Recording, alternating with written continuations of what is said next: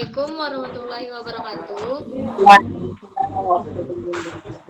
Dikarenakan moderator sebelumnya berhalangan pada jaringan, jadi saya Rizky Maulida akan menggantikan sebagai moderator. Pertama, saya akan membacakan CV narasumber terlebih dahulu, data pribadi. Nama, Ibu Saada Erliani, SPDI, MPDI. Alamat, Jalan Kelapa Sawit, RT 01, RW 01, Kelurahan Sungai Besar, Kota Banjarbaru. Jenis kelamin perempuan, kebangsaan Indonesia, alamat email erliani2706@gmail.com. Nomor telepon 0813 5151 0976. Riwayat pendidikan S1 Pendidikan Agama Islam UIN Antasari Banjarmasin. S2 PGMI Pendidikan Guru Madrasah Ibtidayah UIN Maulana Malik Ibrahim Malang.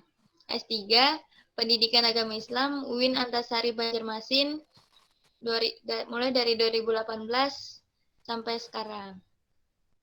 Pengalaman kerja 2013 sampai 2016 dosen UIN Antasari Banjarmasin, 2015 sampai sekarang dosen STKIP PGRI Banjarmasin, 2015 sampai sekarang tutor Universitas Terbuka Banjarmasin, 2016 sampai 2018 dosen Uniska Banjarmasin, 2013 sampai 2017 dosen STI Al-Fatah Banjarbaru, 2018 dosen Politeknik Hasnur Barito Kuala. Itulah tadi CV dari moderator kita. Jadi pembahasan kita pada hari ini pentingnya pendidikan pranikah pada masa pandemik. Untuk mempersingkat waktu, marilah kita serahkan kepada narasumber untuk memaparkan materinya pada hari ini.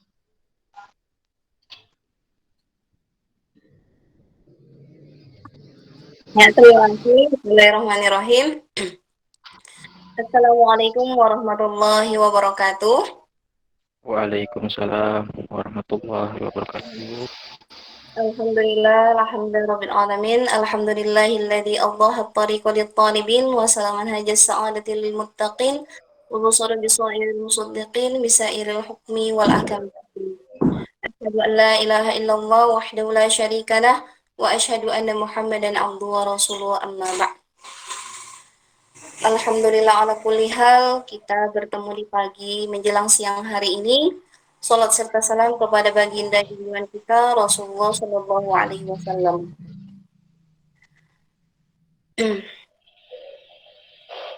Yang saya hormati Bapak Dr. Andes Haji Dahri MM selaku Ketua PPLP PT PGRI Banjarmasin. Yang saya hormati Dr. Haji Huriati MPD selaku Ketua STIKI PGRI Banjarmasin. Yang saya hormati Ketua 1 ada pun yang hadir hari ini, juga kepada yang saya hormati Bapak Ahmad Humaydi MPD selaku Ketua 3 STIKI PGRI Banjarmasin. Yang saya hormati Kasubag Kemahasiswaan STIKI PGRI Banjarmasin Bapak Johan Arifin. Yang saya banggakan dan saya ucapkan terima kasih banyak kepada seluruh panitia, khususnya kepada seluruh panitia pelaksana dan juga Ketua Himagusda. Yang mohon maaf, yang saya juga banggakan, yang saya sangat hormati Ketua Program Studi PGSD Bapak Muhammad Sauki MPD beserta Sekretaris Ibu Rahidatul Laila Agustina. Pada hari ini seminar internal ini dengan tema pentingnya pendidikan pranikah pada masa pandemi COVID-19. Kenapa tema ini diambil? Yang pertama, mengingat bahwa STIK PGRI lebih mengutamakan kepada pembelajaran ataupun pendidikan. Eh, yang kedua, eh, se yang kedua adalah basic ibu sendiri sebagai dosen agama Islam, yang mana di antara beberapa tema yang ibu ngajar, eh, ibu kuliahkan, kayaknya penting untuk ibu sampaikan kepada mahasiswa ibu, mengingat usia anak ibu, usia mahasiswa ibu eh, itu adalah masa-masa sebagian masa-masa sudah masuki eh, masa menikah. Nah, ditakutkan eh, tadi sebenarnya tidak apa-apa sih.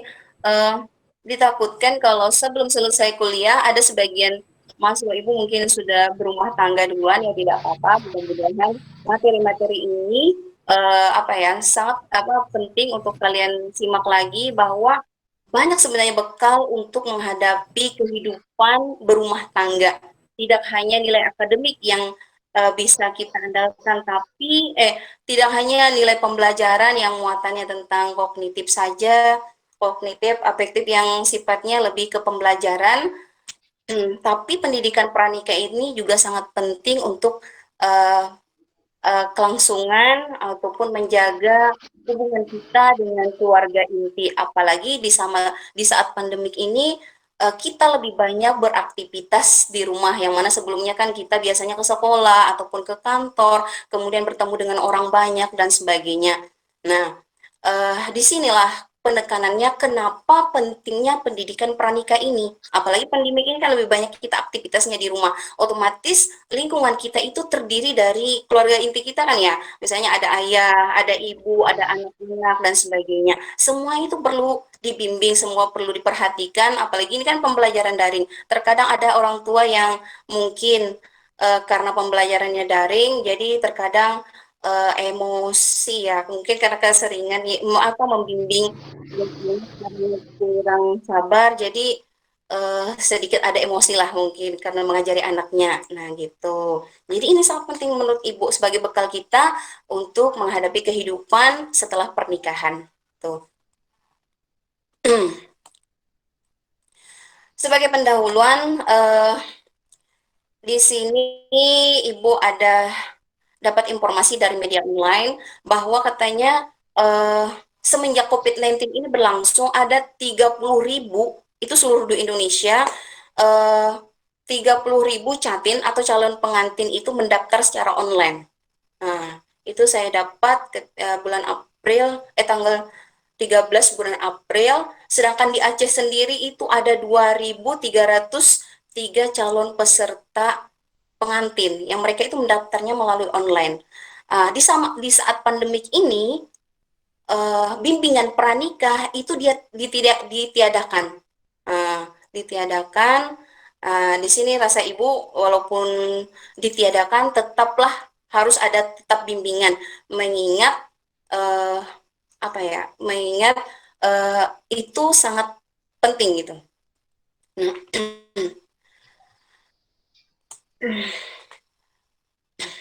untuk new normal sekarang, ini kan yang Ibu lihat di media online untuk 1 Juni kemarin, bahwa untuk tahapan new normal, jadi bimbingan pranikah, untuk pelaksanaan akad nikah, khususnya yang pelaksanaan akad nikah itu tetap bisa berlangsung dengan catatan bahwa yang menghadiri peserta ataupun undangan itu semuanya sehat, terbebas dari COVID-19, kemudian juga eh, peserta yang hadir itu tidak lebih dari maksimal 20% dari kapasitas ruangan, dan juga tidak boleh dari 30 peserta.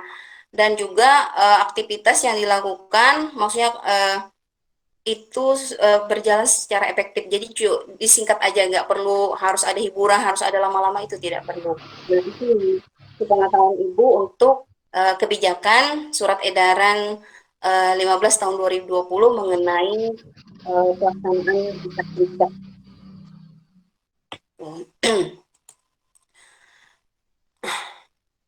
Sebenarnya pendidikan pranikah ini sudah ada sebelumnya yang diadakan oleh Kementerian Agama melalui kantor urusan agama pada setiap kecamatan. Namun pelaksanaannya sebelumnya itu tidak belum terlaksana dengan baik, mulai dari waktu pelaksanaannya yang terbatas, kurikulumnya, kompetensinya, standar pelaksanaan dan sebagainya itu bisa dikatakan menurut saya itu belum berjalan secara baik.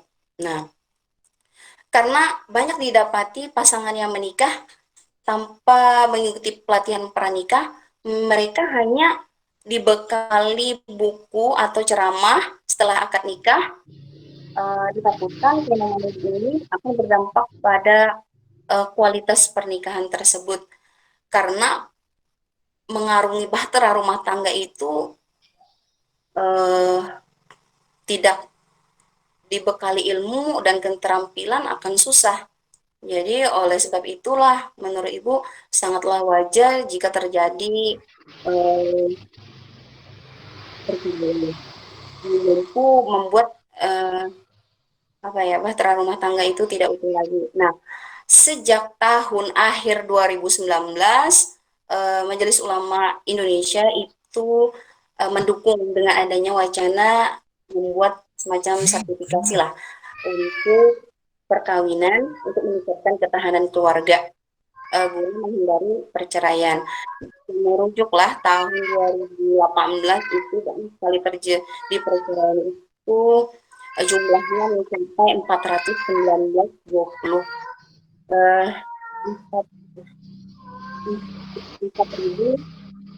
419.268 kasus.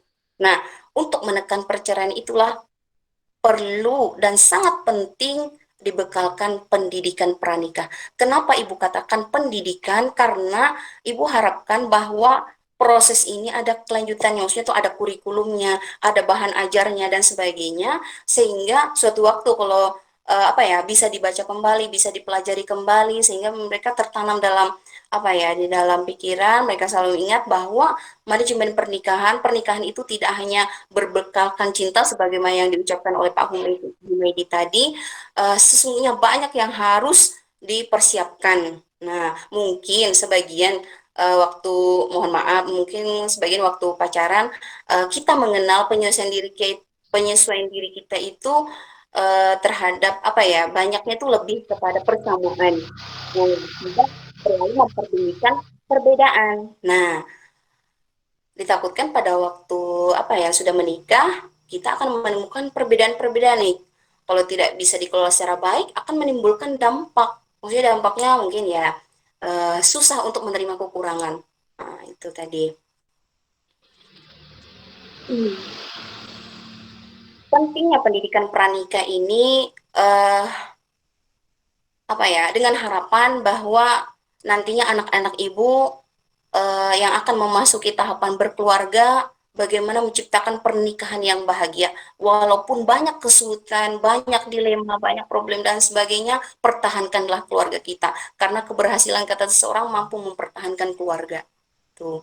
Yang kedua, siap menerima kekurangan dan kelebihan masing-masing. Nah, itu apa ya pentingnya pendidikan pranikah karena apa ya kesiapan untuk menerima kekurangan itu lebih apa ya lebih banyak eh, sifat legowo kata orang Banjar ya. Nah, karena kekurangan itu, bagaimana kekurangan tadi kita menutupnya dengan kelebihan dari masing-masing. Terus bagaimana cara mengelola ekonomi keluarga yang baik, kemudian bagaimana memperlakukan pasangan suami istri, tentu ada hak-hak kan ya. Nah, bagaimana nantinya mengurus anak dan sebagainya. Nah, ada perlu dipersiapkan dalam apa ya bimbingan eh, pendidikan pranikah ini banyak materi. Nah, banyak materinya, makanya kata Ibu sajikan di sini, sajikan dalam bentuk apa ya pendidikan pranikah. Nah, materinya itu ada ilmu agama, antara lain ada ibadah, akhlak, fikih pernikahan dan hukum pernikahan. Kemudian ada ilmu psikologi, bagaimana anak ibu bisa nantinya menyesuaikan diri dengan kehidupannya yang baru. Kemudian menjalin komunikasi yang baik, manajemen konflik ketika ada masalah, kemudian bagaimana mengambil keputusan, serta bagaimana nantinya kalau mahasiswa atau anak ibu nantinya memiliki anak. Kemudian ada ilmu kesehatan, nah itu juga penting. Apalagi masa pandemik ini, kita dianjurkan, sangat-sangat dianjurkan untuk selalu menjaga kesehatan, antara lain kesehatan reproduksi, gizi keluarga, dan kebugaran tubuh. Tuh. Kemudian lagi ada ilmu manajemen keuangan. Antara lain ada perencanaan keuangan, bisnis, dan juga investasi. Nah, itulah menurut Ibu materi-materi penting yang dimuat di bingkai dalam pendidikan pranikah. Nah, untuk lebih jelasnya Ibu kupas satu-satu lah. Nah, yang pertama ada, bentar ya, yang pertama tadi ada ilmu agama. Ilmu agama. Nah, ilmu agama ini kita harus menyadari bahwa pernikahan itu adalah sebuah ibadah. Nah, pernikahan itu ada semua ibadah. Ibu yakin semua agama pasti meyakini bahwa pernikahan itu adalah suatu yang sakral, suatu yang apa ya, suatu ibadah eh, yang bisa mengangkat derajat manusia. Nah, pernikahan adalah suatu ibadah untuk memperoleh keturunan yang sah dan menciptakan rumah tangga yang bahagia, sakinah, mawaddah, warohmah. Ini jelas ya banyak banyak dalil Al-Qur'an tentang anjuran menikah. Mungkin anak-anak ibu sering melihat ya kalau misalnya dibagikan undangan itu eh, di dalam undangan itu memuat ayat Al-Qur'an ya, ayat Al-Qur'an bagi yang muslim itu di surah Ar-Rum ayat 21 ya. Wa min ayatihi an khalaqalakum min anfusikum azwaja litaskunu ilaiha wa ja'alakum mawaddatan wa rahmah. Inna fi dzalika la ayatil liqaumin yatafakkarun. Jadi di antara tanda-tanda kekuasaan Allah ialah menciptakan untukmu dari jenismu yaitu istri-istrimu dari jenismu sendiri supaya itu pasangan kita sendiri itu cenderung merasa aman dan menjadikan di dalam rumah tangga itu ada kasih dan sayang sehingga sesungguhnya yang demikian itu terdapat tanda-tanda bagi orang-orang yang beriman. Nah, hikmah dari pernikahan itu karena adanya rasa kasih sayang tadi. Tuh. Itulah sedikit dalil banyak sebenarnya dalil Al-Qur'an mengenai anjuran untuk menikah. Di sini ada Ar-Rum ayat 21, ada Az-Zariyat ayat 49, ada Yasin ayat 36, ada An-Nahl ayat 72, An-Nisa ayat 1, Surah An-Nur ayat 26, Al-Hujurat ayat 13, Al-Fatir ayat 11, dan Asy-Syu'ara ayat 11. Demikian juga hadis nih banyak yang diriwayatkan oleh Ahmad, Imam Ahmad, Imam Bukhari Muslim, Ibnu Majah, dan dari Aisyah radhiyallahu anha, hadis yang diriwayatkan oleh Tirmizi, oleh Imam Baihaqi, kemudian Ibnu Hibban.